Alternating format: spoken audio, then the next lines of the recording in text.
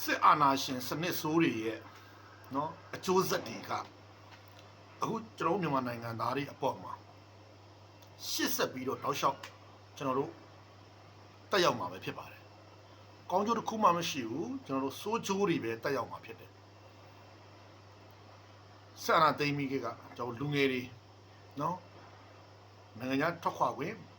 ပိတ်ပင်နေ18ငါး35တဲ့နော်နောက်တော့ကျွန်တော်တို့ဒီဘက်ရောက်လှုပ်ထွက်ကင်နေလောက်ကင်နေတဲ့လူငယ်တွေစီကနေပြီးတော့ပြည်သူတွေစီကနေပြီးတော့အခုနေကောက်တယ်အခုအဆိုးဝါးဆုံးကနိုင်ငံကူးလက်မှတ်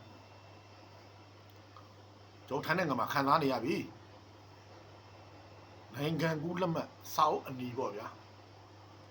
အဲ့စာအုပ်အနီးမှာကျွန်တော် Thailand only ပဲကျွန်တော်တို့အဲ့ဒီတုံးထုပြီးတော့တယ်ဆိုလိုတာကဒီစာအုပ်အနီးကိုင်ဆောင်ထားတဲ့လူတွေက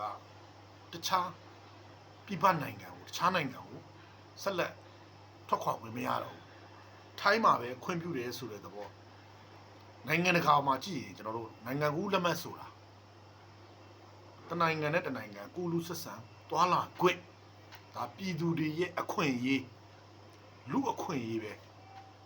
ဒါကိုစစ်တပ်ကထိတ်ချုပ်ခြင်းနဲ့ပုံစံပေါက်တယ်